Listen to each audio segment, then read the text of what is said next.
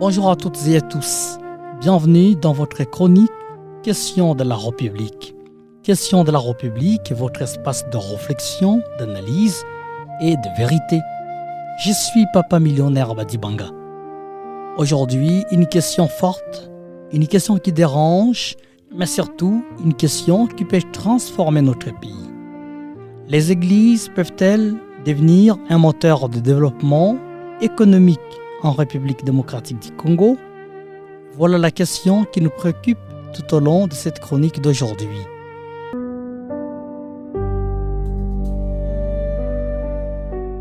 Mes chers amis, tout est parti d'une déclaration du gouverneur de la Banque centrale du Congo, André Wameso, qui propose d'orienter une partie des offrandes et des dîmes dans des églises vers les financements des petites et moyennes entreprises PME. C'est une idée qui a fait beaucoup de bruit, une idée qui a subi beaucoup de critiques, mais également une idée qui a soulevé un peu plus d'espoir. Et parmi les voix qui ont pris de la hauteur, celle de Jean-Paul Okumu, coach senior en entrepreneuriat, un homme qui ne critique pas, mais qui propose. Dès le départ, il pose un constat simple, direct et bien évident. Les églises peuvent-elles contribuer au développement du pays, notamment au développement des petites et moyennes entreprises? Voici sa réponse. La réponse est affirmative. Oui, affirmative. Mais pourquoi? Mes chers amis, parce que simplement, derrière les chants, derrière les prières dans des églises, il y a une réalité que nous refusons parfois de voir. Tu ne sais pas que dans les églises se cache un nombre important de chômeurs. Il y a ceux qui ne quittent pas la permanence parce qu'ils sont en train de prier pour que le Seigneur donne du travail, tout ça. Voilà le cœur du problème. Nos églises sont pleines, mais notre économie souffre, patauge. Nos jeunes prient à longueur des journées, voire même des nuits. Mais ils ne produisent pas. Ils sont stériles du point de vue économique. Et pourtant, il y a lieu de renverser la vapeur, de changer cette situation quelque peu nauséabonde. Jean-Paul Okumu reconnaît que dans certaines églises, quelques initiatives existent déjà. Il y a beaucoup de pasteurs, notamment pasteur Roland Dallot, pasteur Marcelo, pasteur Wallo, et voire même le pasteur Francis. Ils financent toujours les femmes et les jeunes dans les églises pour la création des entreprises. Pourquoi ces projets ne tiennent pas toujours? La réponse est brutale, mais honnête. La question est de savoir si ces entreprises sont toujours pérennes. La réponse est non. Il y a ceux qui avaient eu des moyens, ils ont commencé l'activité, après ils sont tombés en faillite, après ils ont fui aussi l'église. Voilà les mots-clés. Accompagnement. Parce que donner de l'argent, ce n'est pas suffisant. Créer une entreprise, ce n'est pas un miracle. C'est une science, c'est une discipline. Alors que propose Jean-Paul Okumu pour relever ces défis? Une chose est vraie, selon lui, nous devons passer d'une logique d'assistance ponctuelle à une logique de transformation durable. Transformation durable. Cela signifie quoi concrètement? Cela signifie concrètement créer des entreprises solides, former les jeunes, structurer les idées et surtout organiser tout cela. Et c'est là que Jean-Paul Okumu lance une idée forte, une idée absolument innovante. On peut commencer à mettre en place des offrandes spéciales parce que c'est une pratique normale, non? Dans les églises, il y a toujours les offrandes spéciales. Tu peux commencer à mettre en place le panier des offrandes spéciales pour l'incubateur.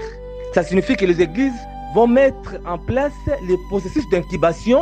L'incubateur, c'est tout simplement l'infrastructure qui sera mise en place pour recevoir les porteurs de projets, les aspirants entrepreneurs. Donc dans les églises, il y a des gens qui ont dans leur tête beaucoup de projets d'entreprise mal structurés. Eh oui, vous avez bien entendu, chers amis, des offrandes pour créer des entreprises, des dîmes pour financer des grands projets. Mais pas n'importe comment. Méthodiquement, Jean-Paul Okoumou va plus loin. Il parle d'un système structuré qu'il convient mieux de mettre en place dans des églises. L'incubateur sera seulement là pour accompagner le porteur d'idées ou soit les aspirants entrepreneurs. Est-ce que les églises auront des compétences pour coacher et former les chrétiens? La réponse est non. C'est le travail maintenant de l'ANADEC. L'ANADEC va venir dans toutes les églises pour former le formateur et le coach en entrepreneuriat. Si ils ont des compétences comme ça, ils peuvent le faire, mais si ils en manquent, l'ANADEC va intervenir.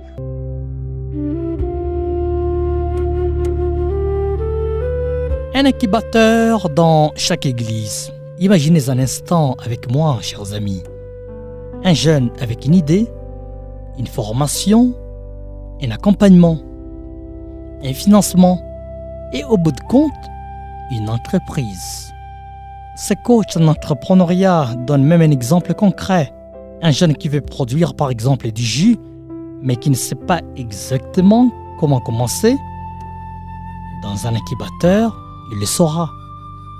On lui apprend à produire. On lui apprend à vendre. On lui apprend à gérer. Bref, on lui apprend à réussir, à prospérer dans son entreprise. Je voulais commencer à fabriquer du jus, exemple, mais je ne sais pas par où commencer. Le jus à base d'avocat, il y aura les processus d'incubation. Pendant les moments d'incubation, on va t'apprendre, voilà, l'avocat, tu peux faire ça comme ça. Pour avoir la clientèle, il faut faire ça. Pour gérer ton entreprise, il faut faire comme ça. Donc, il y aura des formations et des coachings, voire même des mentorats. Donc, dans chaque église, il y aura des incubateurs.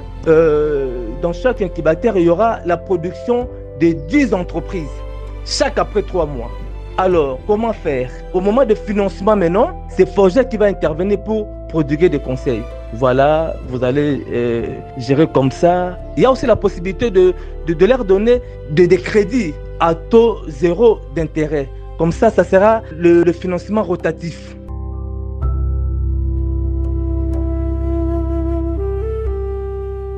Et maintenant, écoutez bien cette projection concernant ces modèles économiques que l'on pourrait appliquer dans 2500 églises pour atteindre 100 000 entreprises dans un bref délai. C'est fascinant, c'est incroyable. 2500 églises, c'est à titre estimatif. Possiblement, on pourrait penser plus. On le fait dans 2500 églises sérieuses en RDC, de grandes églises.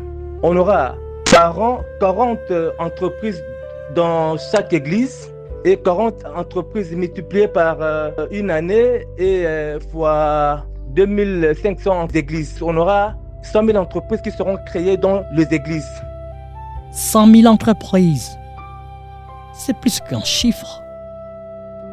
C'est une révolution économique. Mais Jean-Paul Okoumou reste lucide. Les églises seules ne suffisent pas. Il faut l'État, il faut des institutions, il faut une stratégie nationale. Les églises peuvent contribuer, mais le gouvernement doit accompagner, parce que le développement, c'est une responsabilité collective. Chers amis, vous allez le comprendre avec moi. Ce débat dépasse la religion. Ce débat touche à l'avenir de notre République. C'est pourquoi donc les églises vont faire leur part, le gouvernement fera la sienne également. Ensemble, l'État congolais et les églises vont contribuer à asseoir effectivement le développement au pays. Donc le gouvernement de sa part, avec le programme Debout Jeunes Congolais et CONAPAS, va débuter les activités le 30 juin, le lancement par le chef de l'État toujours, et puis chacune des parties va contribuer au développement, à la lutte contre le chômage. C'est la meilleure façon de résorber le chômage en RDC. Donc les églises peuvent contribuer, mais aussi le gouvernement ne va pas dire qu'il a laissé la responsabilité, la charge aux églises. Donc chacun de nous va mettre la main à la pâte ou soit doit contribuer activement au développement de PME.